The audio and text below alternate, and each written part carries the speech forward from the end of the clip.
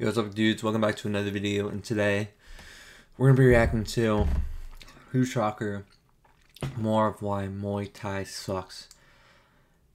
Because a lot of you still in the comments just don't agree, so we're going to be reacting more to it today. React to a video I've never seen before. It's called Muay Thai is Lying to You, like the training, so let's see what they're lying about. Alright, here we go.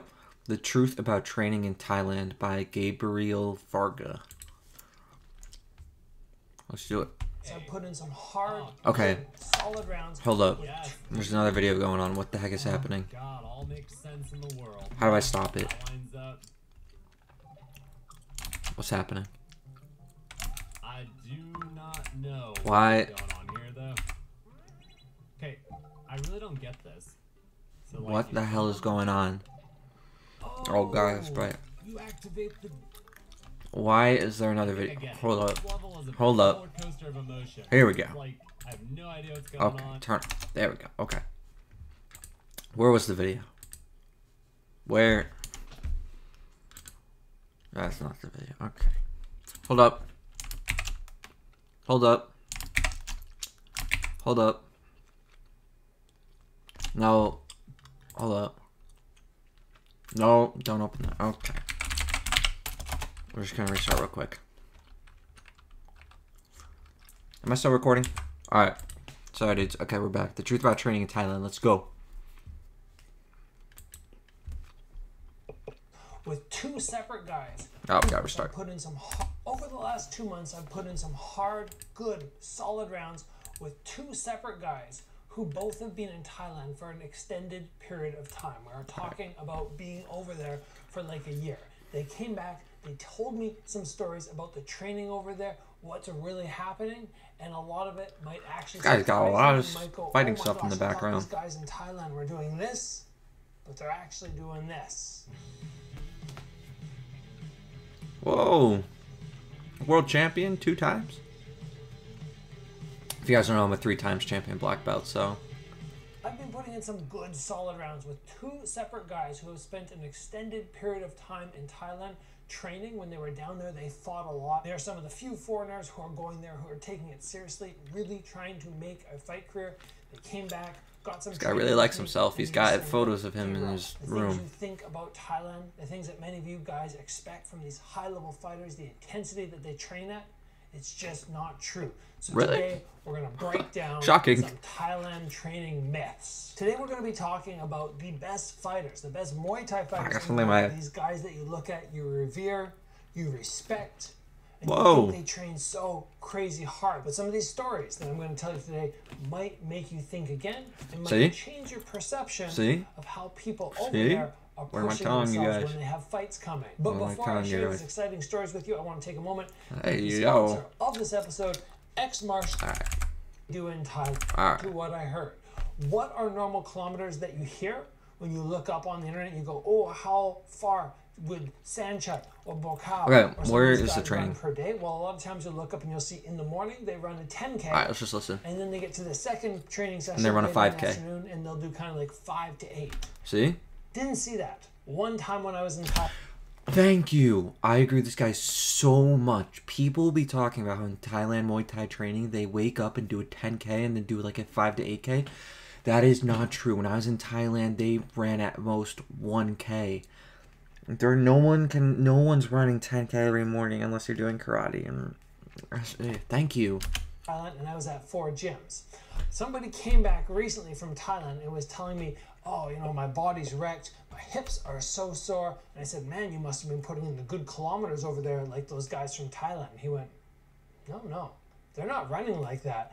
In fact, and this is the funny part of the story, he said the trainers over there, because he was behind the scenes, he actually sort of got brought in as an actual Thai fighter, not a foreigner. He said, you get to see them, and the trainers are actually laugh when they send foreigners out for these big 10-kilometer runs. That's what I mean. In addition, you have to recognize that the fighters, they're not doing this whole big 10-kilometer loop. That's true. They kind of run up a little bit and cut through the forest. Or they'll run up a little bit and then stop, take a little break, and then kind of... That's what I mean. What I'm trying to say to you guys is, everyone's talking about why Muay Thai isn't in the MMA Like, this is why. Because they don't work. It's all smokes and mirrors. It's not real. Every story, everything, it's all fake. Walk back. It depends apparently if the trainer is there on his bike or scooter or if he's not, but these fighters have ways around doing this big enormous run, and the trainers are really only there to watch the foreigners or maybe push the guys if there's a fight coming up. But this to me was just shocking, because one of the things that I saw when I was in Thailand was running with Bokao, and all of a sudden I heard this psst, and he was in the bushes and he told me to come through and he showed me the shortcut to get to the other side. And I went, what the heck? I thought this guy would be a training beast, and this guy's taking little cheat routes. And this was reconfirmed, re-emphasized when one of my training partners came back and he just said, yeah, nobody runs like what the foreigners think Muay Thai fighters. Yep. I also thought it was real. I'm not making fun of any of you guys. When I first went to Thailand, I thought the same thing. It's all smoke and mirrors. And they get there, they're all ramped up to run. He just said, Gabriel, the reality is, these guys do that when they're young. But when you stop and you think about it and you go, not even. Why do so many Muay Thai fighters stop training or stop fighting at such a young age? He said so many of them have destroyed bodies. They can't go anymore because, yes, when they're younger, they're doing those big kilometers. As they get older, then they start to take these little cheat routes. And the people who do that and pull way back on their running have long careers. The people who don't, do not get to continue past a certain age. He said a lot of times it's just the early 20s. They've destroyed their body so much with these long runs that they can't continue. So who's doing the big runs over there? It's the younger fighters and the foreigners. The experienced guys are not doing it. They know it's too hard on their joints. Okay. Now I don't know what he's talking about. Now, in karate, you have to do minimum 30K runs, I think. I get what he's saying about the younger fighters, but it's too hard on their bodies. What? Something that you should take into consideration the next time you go, oh, okay, I have a training camp coming up and I need to run 10K 4 or 5 times per week. It's a lot of damage on the body. The next thing which I want to talk about is the training intensity. And the reason I asked one of these guys who had just come back from Thailand about the training intensity is I said, look, I know that Sanchai is just around the corner from fighting Bokao, and he was just touring around the US doing all these seminars. Why wasn't he there training? He said, Gabriel, I make my bed. These guys are so experienced and they're so chill about training until the last 3 weeks before a fight. So these experienced guys that you see, they're not doing a full training camp like you would. They're just there, they're around, they're kind of do some light stuff. Their timing's always good, and they ramp it up for a very short period of time. So this idea or illusion that these guys are there training all year long, pushing themselves, doing it's all a lie for the enemy, training hard, grinding away. He said no, it's not like that. This guy had been at numerous large gyms with big fighters, and he just said, you see them, they're not pushing themselves the way you think they would. I agree. And that's one of the reasons they're able to. When I was in wrestling, right, my old wrestling captain, he has over 100 wins. He would not practice at all. And he won.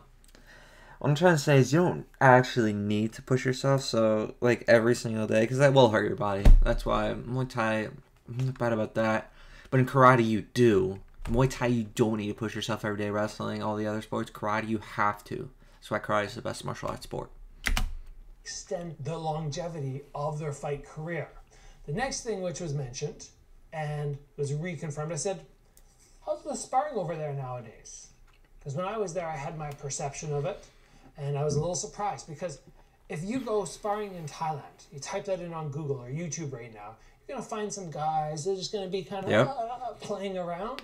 And then I went over there and I was like, wow, these guys box really hard. Nope. And I said, is that still happening? They said, yes, absolutely. No, okay. 18-ounce gloves, headgear on. That's it. Boom, these guys are fighting. Now, you might not see somebody like Sanchai, these guys who are super experienced, who have this impeccable timing, doing that, but they said, yes, if you go over there, be prepared to go through hard boxing rounds. And while it's not always the prettiest, it is definitely something that can happen. The last big thing which was sort of brought to my attention is how westernized the whole experience in Thailand has now become. You're going to see this whole, I guess, image of what Thailand looks like and how you're going to train. You're going to be with the Muay Thai fighters. But so many of these gyms have been so westernized that now they don't have a massive staple of fighters, or even for myself. Back years and years ago, we're talking 15 years ago when I was there, the first thing I wanted to do was test myself. I wanted to do some sparring and some clenching. Same time as me 15 years ago. Fighters, but they weren't really going with all the Westerners. It was only after a month of being there as they saw my skills where they went, yeah, we'll let him spar.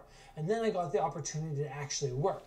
But there's this separation between the Westerners who are there to make money. They don't have that in karate. It's not about money. You're there, you're going to be treated.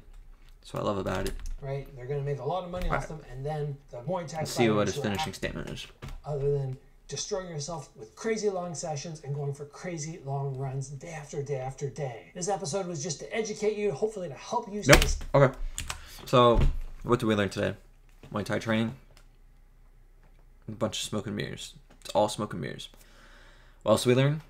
It's not very useful. It destroys your body. Training's not good. It's all smoke and mirrors. 3, it's all about money.